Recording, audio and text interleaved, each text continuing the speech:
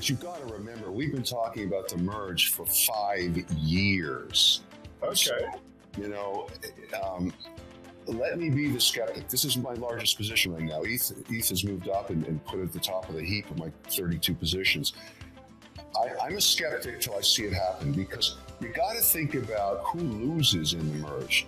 You know, and if you're a miner right now, you're not loving this merge idea, and there's a lot of capital tied up in that. And so when it happens, I'll believe it.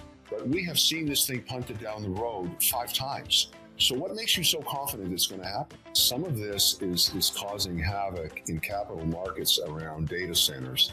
I want to point something out here that I think we haven't touched on.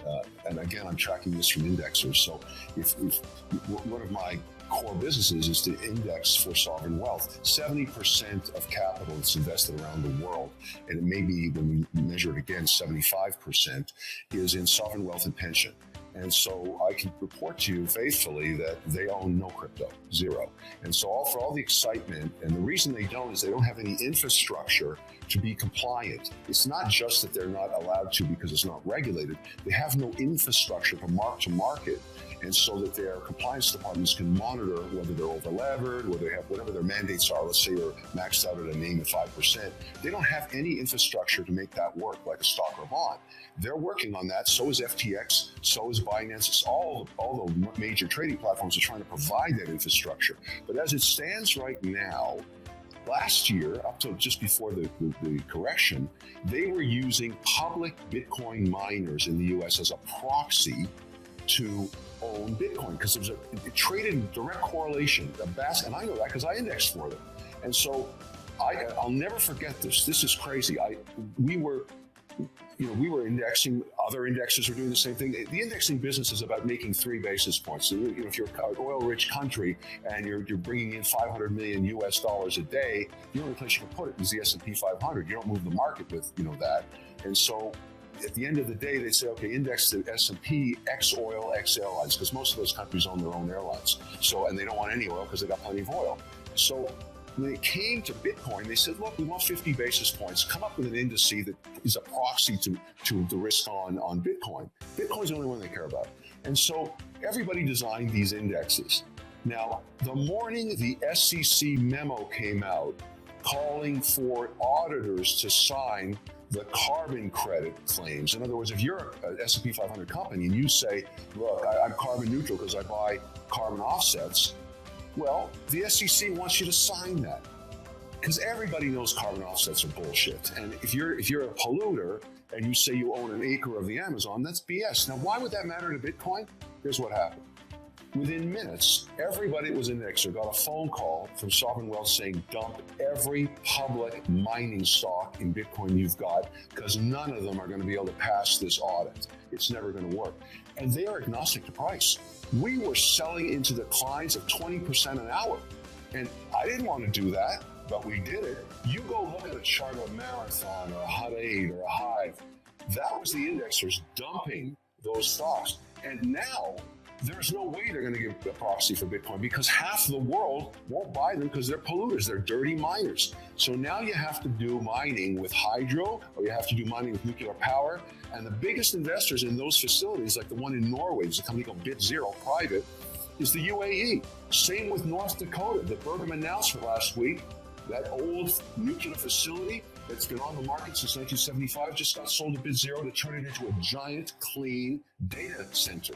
So new money moving into it, which I say is bullish for Bitcoin, because at the end of the day, the highest return when you're stabilizing a giant $600 million data center before you sell it to Microsoft is you rent it to Bitcoin miners. So you've got these massive facilities being built. Another indice which I think is a foreshadow of demand, because when we get policy on Bitcoin and it gets indexed to 1%, we're going to move towards getting that price up to 100,000. That's the only way you're going to get it, because if there's volatility, you've always got the underlying bid from the sovereign wealth fund. You have to be bullish if you believe in regulation. That's my point. When I talk to sovereign wealth, I don't care if it's Norway or the UAE or Saudi, they want Bitcoin.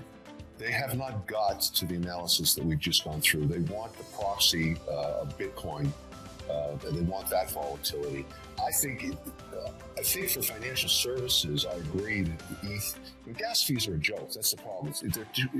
This will help solve for it, but if that becomes the default platform for other digital assets, that will help. But in the immediate term, the demand is for 1% to 3% of a portfolio, standard. These sovereign wealth portfolios look like this: no more than 20% in any one sector, no more than 5% in any one name.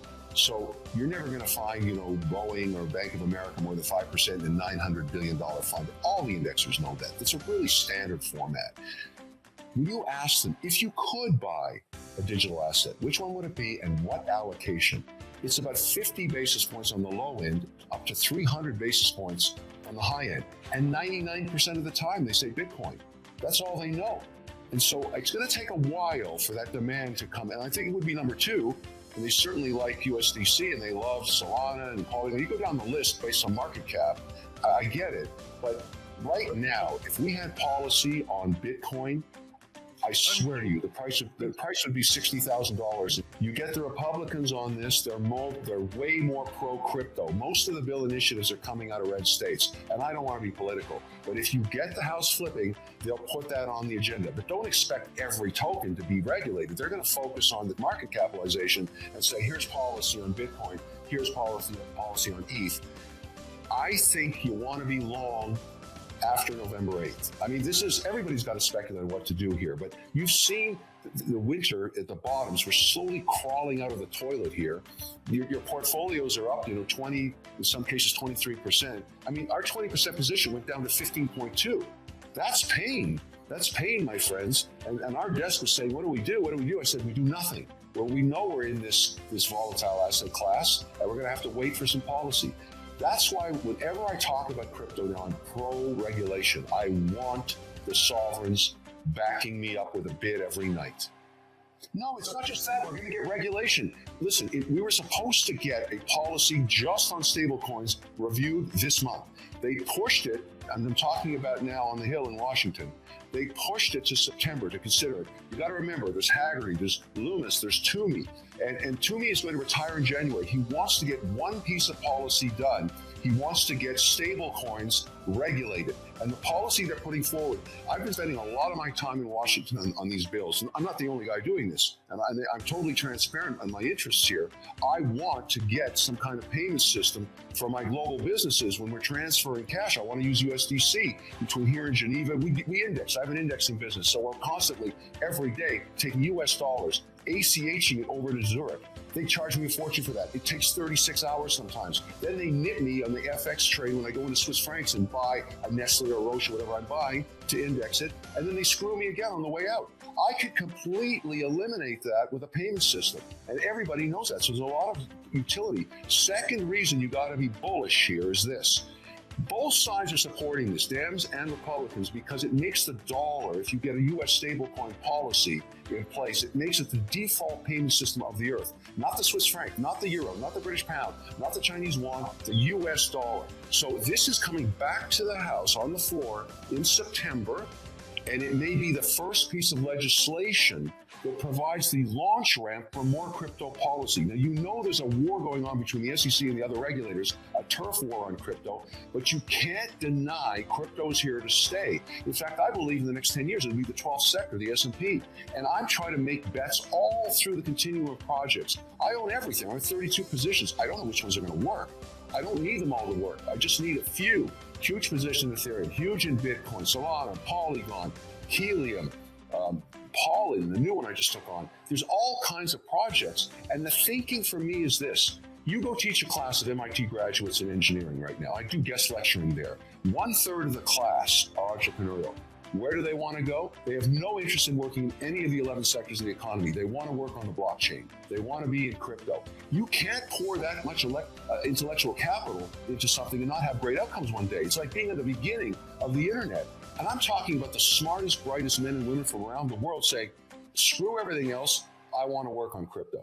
I have a slightly different view of what is occurring here. I've lived through many cycles, obviously, as everybody has on this call.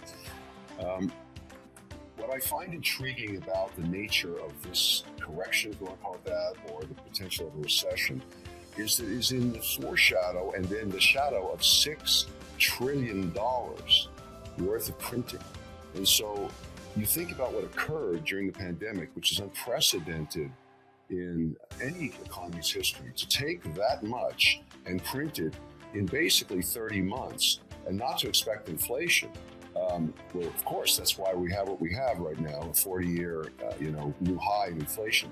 But at the same time, if you could figure out the printing presses were going to stop, you would be forecasting a new leg up. And here's my thinking on this. There's two bills right now in front of Congress. And so one is a watered down version of Build Back Better. They're calling it anti-inflation, which everybody knows is a joke. This is very inflationary, but it's a spend over 10 years. So that's one attribute of more printing, which would maintain an inflationary stance and, of course, keep the Fed raising rates, which is not good for equities. And then there's this interesting situation in the chip bill where we're going to spend billions of dollars. It's, again, free money from a helicopter going into the Midwest to try and catch up with what's happened in our lack of ability to manufacture semiconductors. Now, cut it to what it is. It means that management, the Intels of the world, the AMDs, they made a mistake.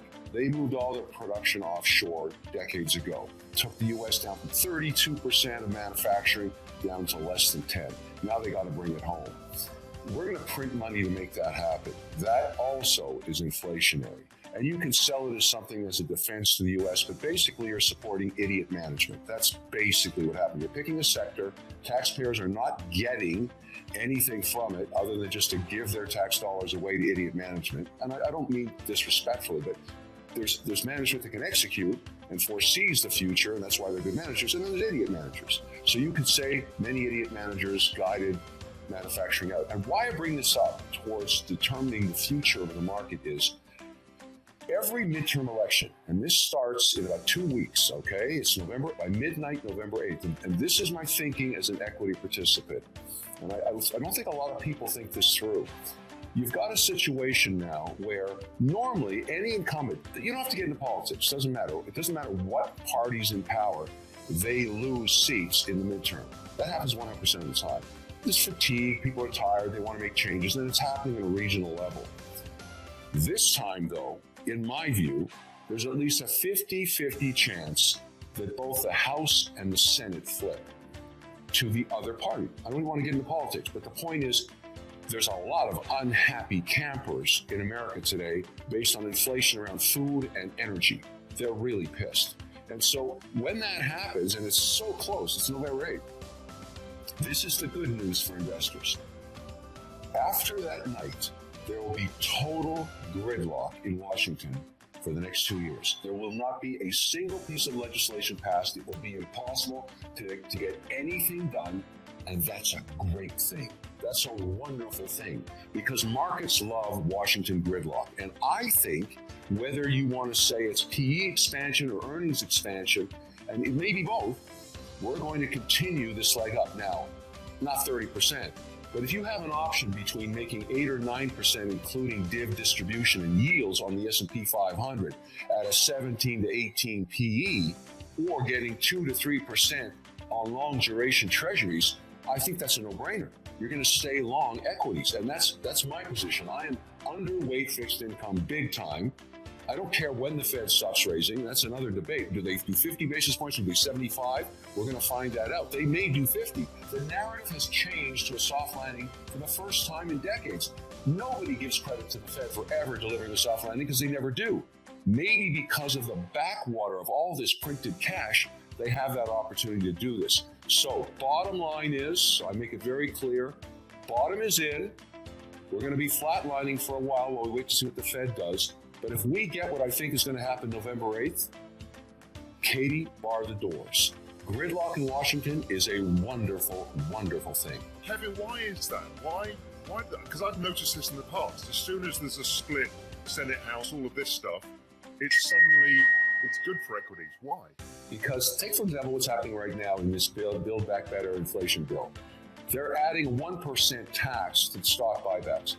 Why would you do that? Why would you do that? Then they put a 15% minimum corporate tax in the US, an idea floated by Yellen all around the world. Nobody followed her. Now the US is less competitive. The politicians damage bull markets. They've never run businesses. They have no idea what they're doing. They're just throwing this stuff out there to raise money. I don't want to be a cynic, but it's a fact. They have no idea. And so they put these crazy policies in place. The more you keep chipping away with stupid policy, the more damage you do long term to your economy. Now, this 15% minimum tax does not help equities. It doesn't. It's just going to have companies contort and try and figure out how to get around it. Bottom line. The IRS, 88,000 more agents, that's just going to hassle small businesses in America. Not a good thing. So bad policy. The whole point is, when you have a situation where Washington can move policy, more than 50% of it is bad policy. When you have total gridlock, they can't do anything. They can't damage anything. Listen, it's important to have government for many different services, but not for making economic policy. They're really bad at it. So that's why I point out, once you shut down the policy machine, markets get to move back up.